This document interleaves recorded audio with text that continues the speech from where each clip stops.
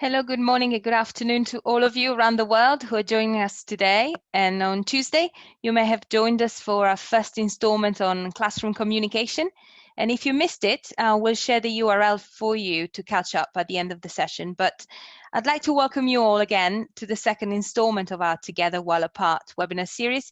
And with the theme today being instructional delivery. So my name is Pamela Azzori. You can see my photograph here, and I'm a professional and educational services consultant. And I'm based at Turnitin's Newcastle office in the UK, and I'll be your host for today. But I'm also joined today by veteran teacher and Turnitin's Senior Manager of Teaching and Learning Innovations, Patty West-Smith. And Patty joins us from Pittsburgh in the US, and she'll tell us a little bit more about herself later. But before we start the webinar, let's cover some basic webinar housekeeping rules. Okay. So as you may have noticed, all our lines are muted. We're going to be using the Zoom webinar Q&A for your questions. So I know there is a chat room in there open. Please do not use it to post your questions. Rather, just choose to use the Q&A so we can sort them out much more easily and possibly quickly, more quickly as well. So please do not submit your questions on the chat room. Obviously, you can send your questions in the Q&A section of Zoom anytime. So we will then try to answer as many questions later on, as many questions as possible later on. The webinar will be recorded and will be available approximately 48 hours later. So at the end of this, from the end of this session. And if you ask your questions in the chat, in the Q&A, not the chat, in the Q&A, and you find you have more questions for us, please email us at communications-email@turnitin.com, and we'll do our best to come back to you as quickly as possible with any answers that you need. So please don't forget to email us if you have any other questions for us. Okay, so the overview for today's session, today's webinars, we want to identify gaps in prerequisite knowledge or skills in the instruction world, and we want to know, we want you to know when students need help and when to intervene. And of course, we want to encourage student self-evaluation as well. So all these three topics will be covered by Patty, who is a very experienced instructor and has done so many things that you'll see they're really fascinating. So obviously, having covered these basic housekeeping rules, let's talk about why we're here today, as is exemplified here in the overview. So we're here because education in particular is facing challenges that several months ago we would never have envisaged. I think I can speak for everybody when I say that. And institutions have had to adjust their entire structures. And for many educators, that has meant being thrust into distance learning environments without time to study or plan for the change. I'm sure this also sounds familiar to many of you. So here we are in this new world with teachers learning new methods and tools to achieve the same outcomes they did in the classroom. And students are trying to learn new ways to acquire knowledge as well. So it's quite a big task that people are facing. So until now, many educators have rightfully spent the bulk of their energies on meeting students' most urgent needs, for instance, checking on physical and mental well-being, first of all. But now we find ourselves beginning to plan and conduct actual instruction. But the realities of remote learning bring new challenges, as you all know very well. So today, this is the second, as I said, of three in our Together While Apart series. We want to dive more deeply today into instructional delivery and its challenges in a remote learning setting. So for the benefit of those who couldn't make the communication session on Tuesday, Patty, can you please tell us a bit about yourself and then tell us why we're here today? Sure. Thank you for having me and everyone for joining from around the world. I'm excited to be here and have sort of an international audience as we're all facing these difficult times. While we have slightly different contexts in our different locations around the world, we are all facing some of the same challenges. So my background, before I came to Turnitin, I was an educator about 19 years in different roles in education. I've done a little bit of everything from my very first job, where I was an instructional assistant in a reading program for the summer, all the way up to my last job before I came here, which was as the district supervisor of instruction and special programs. In between, I was an English teacher, middle school, high school. I taught at a university in a teacher preparation program, and I was also a school principal and a variety of curriculum roles as well. As part of that journey in education, I ended up at Turnitin about 4 years ago on top of those years in education. And so since then, I've been focusing on sort of the global face of education and understanding what the needs are around the world, especially as it relates to some of my specific areas of specialty around literacy, research, language learning, feedback, and assessment and instruction. So along the way, I also had the benefit of taking part in some professional learning around anywhere, anytime learning. My school had a one-to-one initiative where each student was assigned a device. And so we did some very intensive professional learning around what it means to effectively integrate technology in your classroom, what some of the unique challenges are, and what some of the benefits are, and how you can sort of bring those pieces together in a way that is most effective for students. It turns out that that experience is pretty relevant today in the context that we all find ourselves in, as we have students on devices of all sorts in different places and learning anywhere and anytime. So that specialization has come in pretty handy. So that's definitely very impressive, Patty, and thank you for sharing your amazing resume with us, particularly with those participants who didn't have the chance to attend on Tuesday. But now we would love to learn from you all about today's topic. So can you tell us why the focus is on instruction then today? Sure. So we started this series with communication because communication really is an issue that goes across all aspects of learning. And so we felt that was important. But then obviously you do really have to think about what the specific challenges are related to delivering instruction. In particular, in an environment where not all of your students are together in a physical space, but aren't even necessarily together in terms of time. So your students are sort of really dispersed, and that does create some unique challenges. So we wanted to really dive into the meat of those challenges and figure out what the best strategies are for approaching that particular context. But how will teachers know whether students have prerequisite skills and the knowledge needed to move into new learning then?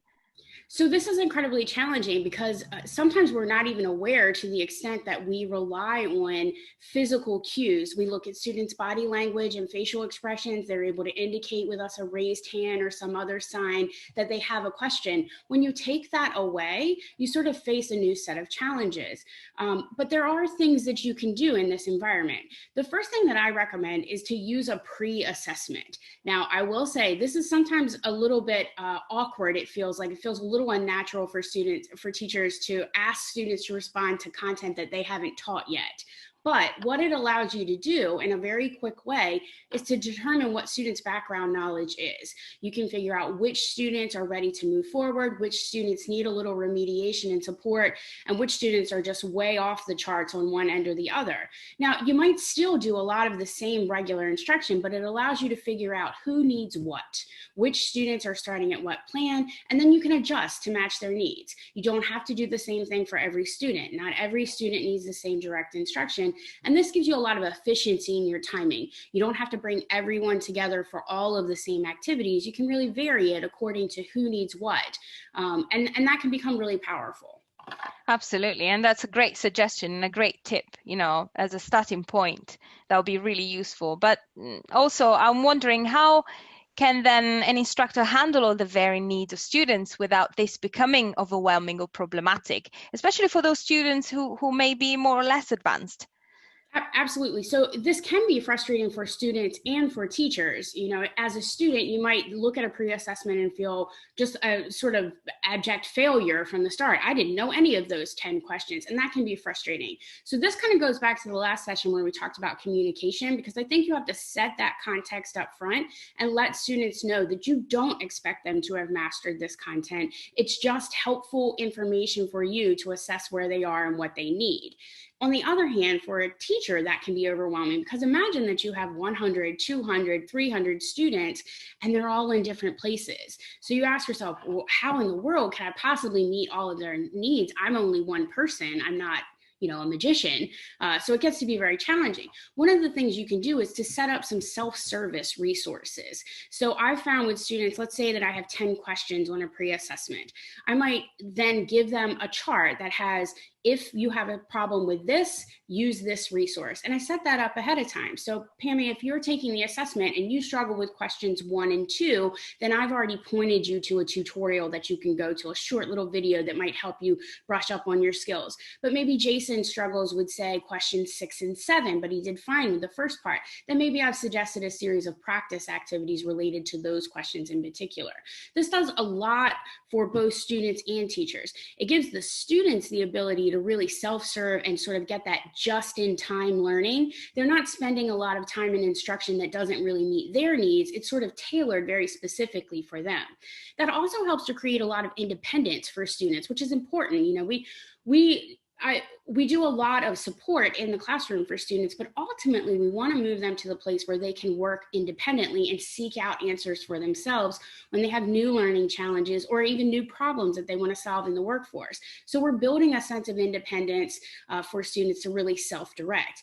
It also does a lot for the teacher, because it allows you to do as many as 100 different varieties depending on your questions, but you've done the work up front. You're not caught in the moment where you're trying to, you know, sort of catch this person and then catch this person and catch that person. You've set it all up ahead of time, and that it gives you sort of the luxury of time and planning and organization. So it can be incredibly sort of empowering. And then what that allows you to do as the teacher is, during that time where students are looking at those resources, as they start to hit different problems, you can be available to sort of provide a next level of support. If they have a little bit deeper question, you can help then.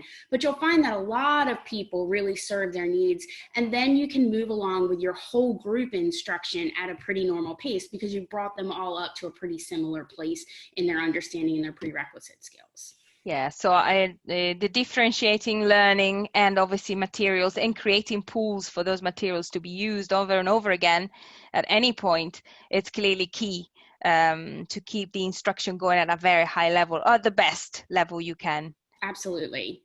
So it seems to me basically these banks of resources support both sides, students and teachers, of course, and obviously they help the teacher managing the various student needs, but also allow students, like you said, to work independently and solve any problems that they may come up with. So how will teachers know which students need help or know when to intervene when students go off track? So once you get into the instruction and the assignments, it can be challenging, particularly when you don't, again, have those facial cues and aren't able to track their progress in a sort of more intimate setting in the classroom. So one of the things that I encourage people to do is to really break their assignments up into chunks, because what you don't want to happen is for students to go all the way through the instruction with some sort of misunderstanding or underlying problem, and then they've taken all of that instructional time and they've actually been practicing the wrong thing. They've been built on a faulty foundation, if you will. So if you chunk your assignment into smaller components, then at the end of each chunk, you can sort of assess whether students are understanding and making progress. That way they don't go so long before you're able to intervene. It gives you real insight into where they are in the process, and then the ability to apply a sort of specific solution to their dynamic. It also allows you to do multiple rounds of timely feedback, right? This allows you to encourage the things that are going well, but to correct the things where they need additional support. And again, you can use your resources to help you with that. But it's important to break it up into multiple sets. One of the things I like to recommend if you're a Feedback Studio user is to set up revision assignments, which allow students to submit multiple times, that does a couple things. It gives them the opportunity to see that they can make iterative improvement. They don't have to do it perfectly the first time. They can practice along the way, which we know is a good way to approach learning. But it also allows you to intervene as they're progressing through things and give them feedback.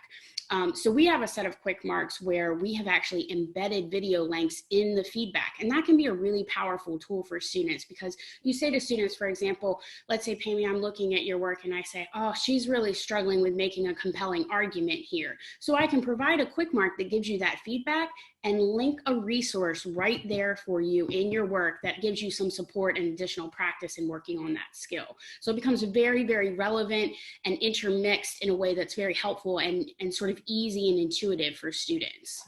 Absolutely. So once an instructor builds in sufficient opportunities to intervene, then that should reduce the possibility of students feeling frustrated whilst they're learning. And how can an instructor then manage that in a way that's not overwhelming? So when I talked about the pre-assessment, I mentioned something like a bank of resources. You can use a similar approach during your instruction, where you set up, if you're struggling with a particular context, here's a predetermined resource that will help you. So I'll go back to the writing process, for example. If I'm teaching a composition and I notice this student is struggling with organizational structure, then I have that chart already and I can point them to it. Here's a list of activities or resources you can check out that will help you with specific organizational structures that work. Or if you're struggling with pre-writing, I can point you toward that. It's a very similar setup to the initial resource bank, but this would be more immersed in the instruction during the instruction. And so not trying to bring them up to skill with prerequisite knowledge, but even actually practicing new learning.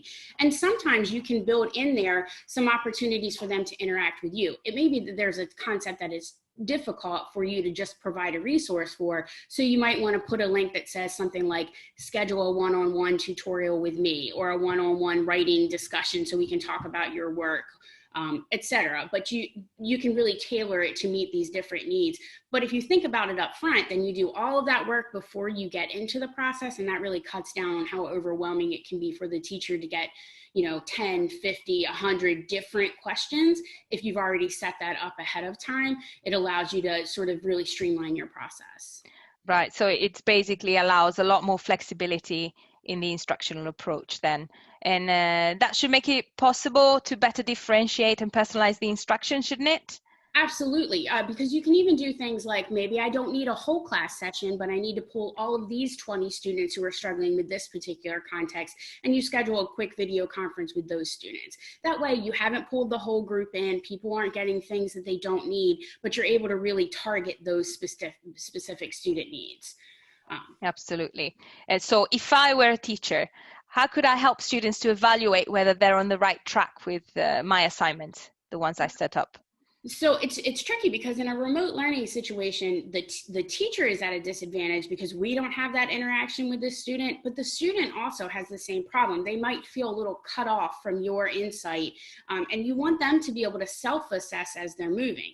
So one of the most important things you can do is set up what we call a formative loop, right? And that's where you practice with an activity, submit it, get feedback, try again. Practice with the activity, submit it, get feedback, try again. Some students might only need one round of the loop, but other students might need multiple rounds of the loop. And again, that allows you to differentiate and meet the needs of a particular student or group of students according to their need. It doesn't slow anyone else down. It doesn't call attention to the fact that some students may need additional practice, but you've set up this loop that is iterative. And the other thing it does is it really builds the understandings for students that it's okay not to be perfect the first time. It's okay to make the attempt, make a mistake, get feedback, and try again. So we're not only building their understanding of the content and the skills that we're working on, but we're building their actual cognitive skills in terms of how you approach a difficult task, which is really a life lesson that goes far beyond the classroom.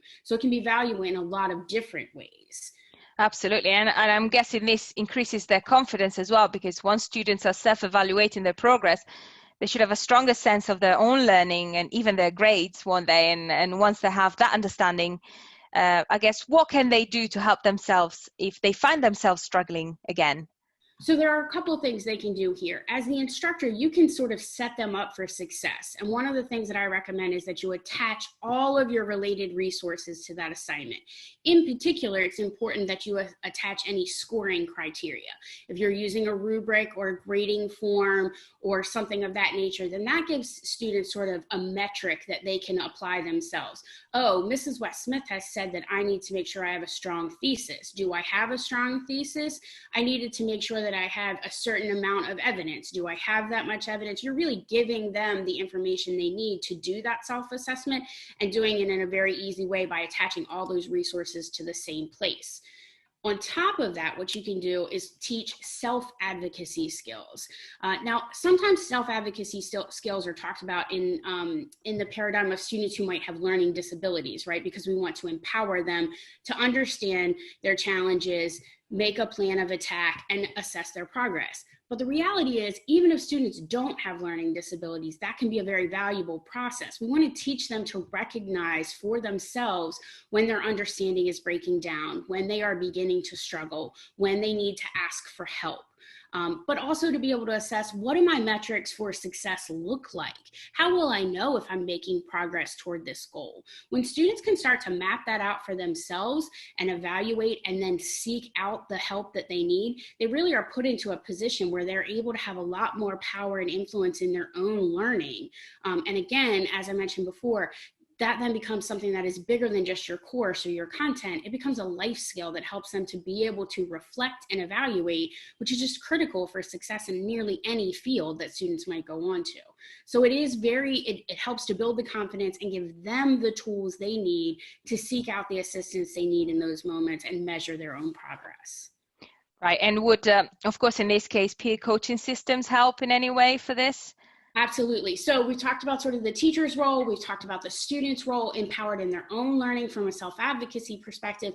But then there's the aspect of peer coaching. You know, one of the most challenging aspects of remote learning, particularly in an asynchronous environment where not all the students are working at the same time, is they start to lose the social impact of interacting with their peers. They don't necessarily have a lot of access to positive peer models. They don't, feel like they're having that interaction that they might have in your classroom setting.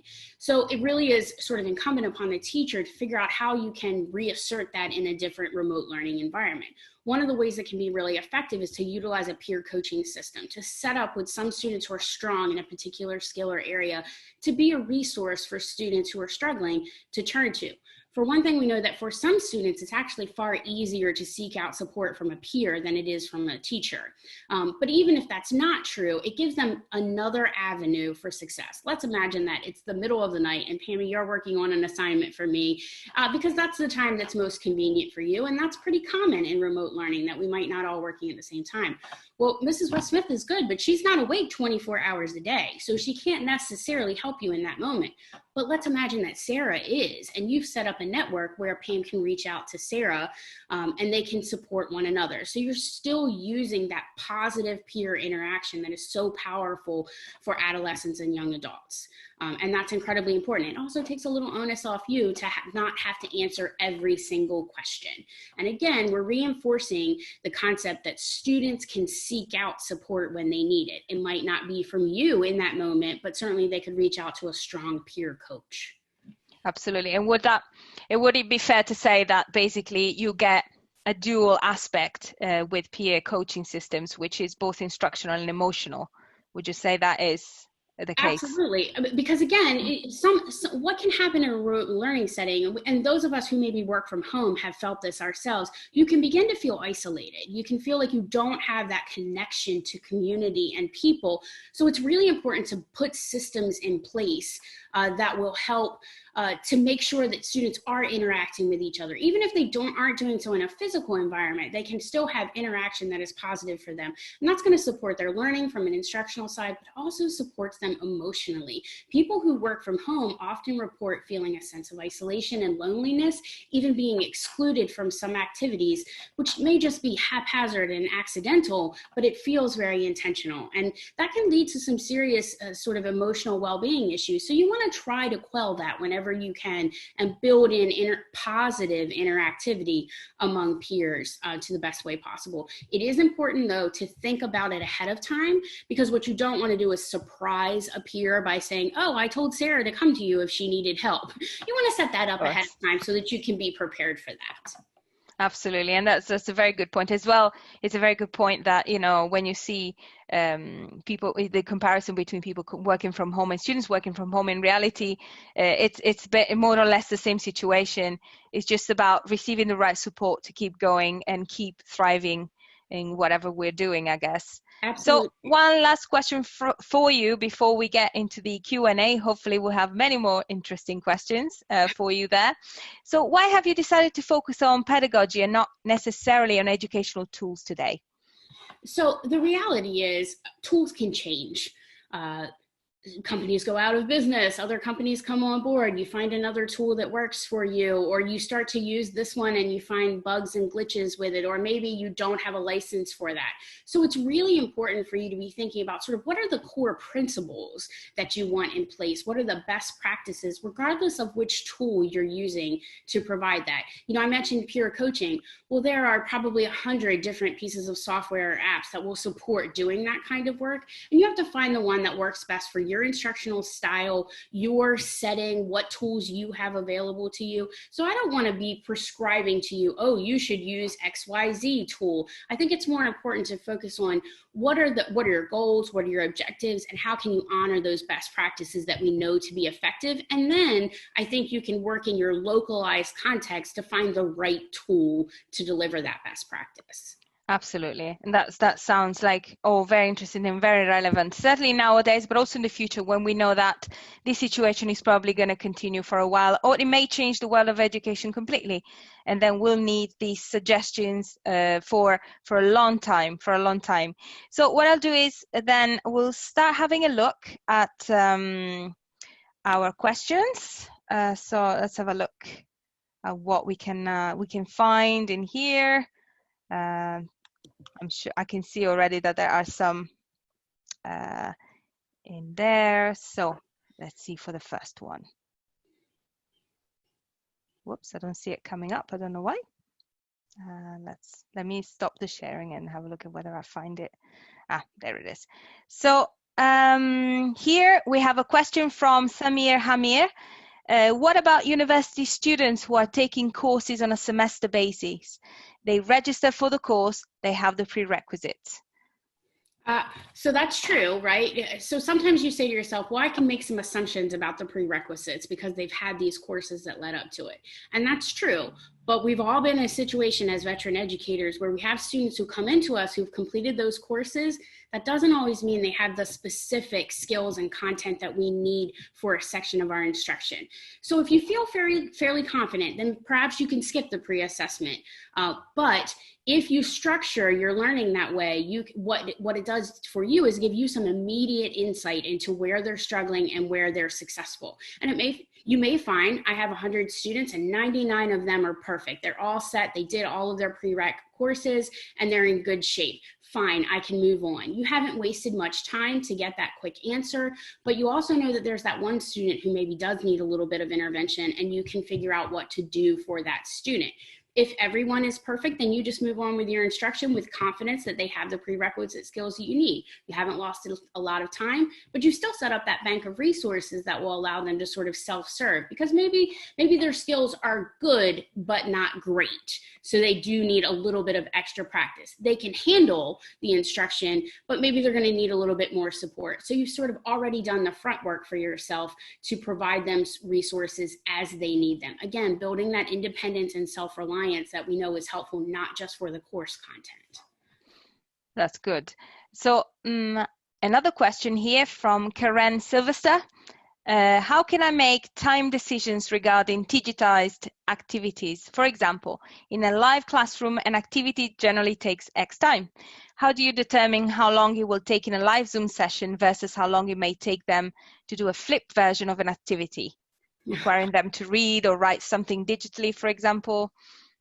So there are a couple layers here that are involved. The first is, unfortunately, there's no perfect way to do this, because what it really takes is some practice to get a sense for how things have changed. One of the things I notice is in Zoom sessions, you're much less likely to get sort of questions along the way. Students aren't necessarily going to easily stop you in your presentation and ask a question. Now, that can be a good, right? Because you can get your rhythm and you can get your flow, but at the same time, it can be challenging because that changes the timing of those things. And so one of the things I hear university professors and even secondary education instructors doing is actually practicing, doing sort of a dry run and get a sense for that. And then if you've taught this material previously, think about what that looked like in a traditional classroom setting and ask yourself, sort of back out the regular involvement that you would have in a physical space, right? So it does take some practice. And frankly, you might not get it right the first time. So I try to always be over-prepared. If I've scheduled 60 minutes for something and it only takes 30, then I might have an additional, let's say, question and answer session. Or I might say, I scheduled 60 minutes for this, but we've made time very quickly. Stay on the call if you have additional questions or would like some clarification. That allows those students who got what they need to log off, but it allows extra time for the students who might need a little bit more interaction, right? And you can always do things like, I finished the lecture for today, but let's take some time to talk about the assignment that's due this Friday to make sure everyone's on track for that. So you can do a couple different things with that, but you sort of have to think about it ahead of time so you aren't caught on the fly. It doesn't have to be a sterile process. It can be absolutely very interactive if you think in advance of what to do.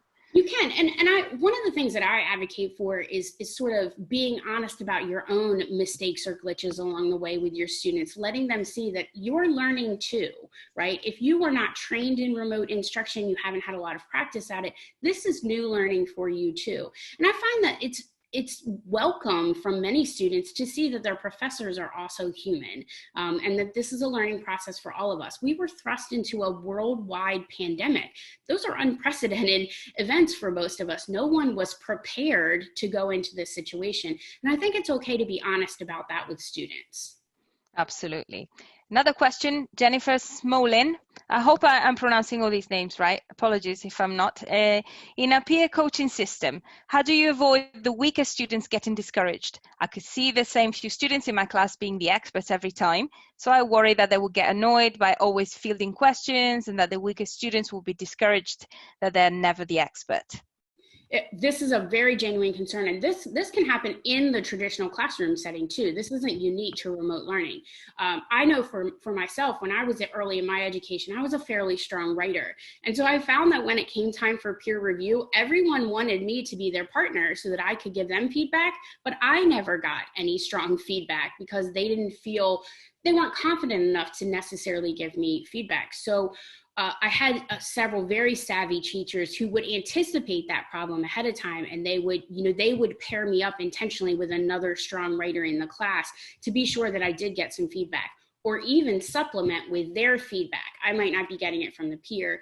And one of the other things that they did was often to support me as a stronger student to say, this is really exemplifying, it will help you to feel better about mastering your content, because as you are teaching it, you are deepening your understanding. Now, the reverse side of that is also a very real pitfall that you have to be careful about. What to do for students who often need additional support and may lose some confidence. So I think there are two key things you can do. One, you can use your strategy of a bank of resources that can be accessed independently so that students aren't always having to sort of make their struggles public. Another student isn't always seeing it, and they can use one of those resources you've given them to help support them. The other thing I find is that you have to be very intentional about celebrating their successes. When a student who is historically struggling with something experiences that over and over and over again, you have to be very pointed about noticing the things that they do well. So for example, you might find a student who struggles with sophisticated writing skills, but they have great peer interaction or interpersonal skills. And so you highlight that, find a way to draw attention to that so that both that student recognizes that their skills are important too, and the other students recognize it as well. So I might, for example, say, you know, Pam, I am so impressed. You ask such thoughtful questions. Now, you haven't been a peer coach in that situation, but I've drawn attention to the things that you are doing well. Absolutely. That's very good as well, you know, to empower the students an additional level, isn't it? So, and last question, because then we'll go to the resources. So class size poses a challenge if instructors want to pay attention to individuals regarding their strengths and weaknesses. What strategies would be appropriate to employ to ensure that all students are catered for? And this is Frank Kansar. So a couple of things that I've mentioned today actually do help with this, because you'll notice one of the things I emphasize in the strategies we discussed today is doing a lot of front work, right? You can set up those resources and set up those differentiated activities ahead of time. That allows you to be more engaged when students do have different needs during the learning process. If you also utilize a peer support system, then you can use that to take some of that onus off of you. Another thing that I didn't discuss in the blog and we haven't talked about today, but isn't critically important, is to develop a network for yourself. If you have colleagues who teach similar content, you can collaborate and work together to build out the resources that you have and even specialize. For example, when I was working with teachers in training at the higher education level, I have specialized in literacy, obviously, but I had students in my class who were math teachers or science teachers, and that could be more challenging content for me. So I would talk to my peers who were teaching something focused on science or math, and I would say, when students come to you with writing questions, I'll set this time aside to be a support for them. Could you help my students who are struggling with effective practices and say, conducting a science experimental lab, because that's not my strong suit, right? So you have to build a network and be willing to say, I'm not the expert in everything. I can build a network of folks who can support each other. That doesn't always work, and you might not have sort of live colleagues who can do that for you. But in the world today of technology, we have a lot of resources available to us that don't even require a person that you may know down the hallway. You know, I've made friends with folks who are dominant in educational research in Australia, for example. And when I run into a question that's out of my lane, but is in his lane, I don't mind reaching out to him and saying, John, could I put you in contact with this student who has a question that I feel like you could really be able to help with? And if you build a strong enough network and you make it reciprocal, then you all start to help each other in that sense. You don't have to answer every question yourself. It's okay to send them to another expert or another resource, as long as you give them the tools they need to answer that question. Yeah, so absolutely. It seems to me like obviously collaborating is key in every aspect of instruction and education, and without that, clearly you struggle more than you should. And that's also very useful. So thank you very much, Patty, for all your answers and for your brilliant presentation. I'm sure everybody will find it very useful, and even the people who didn't manage to attend today will be able to watch it from the recording and learn a lot from it. Before we go, I'd like to share our resources here. You can see that we have videos, downloadable resources on our website. So if you want to go to go.turnitin.com/remote learning, you'll find all the blog posts as well that Patty has been preparing with her team for our website. Absolutely a must read for all of you who want to learn more and more about all aspects of remote learning. It's such a crucial point today and nowadays, and as we said, for many months to come and years to come probably. So once again, join the final episode on assessment next Tuesday, 19th of May. Patty will be with us again, so it will be great if you could all join us next week as well. And please, thank you very much again, Patty, for being such a gracious presenter and answering all our questions. And hopefully we'll see you all next week. Thank you very much. Thank you all. Thank you.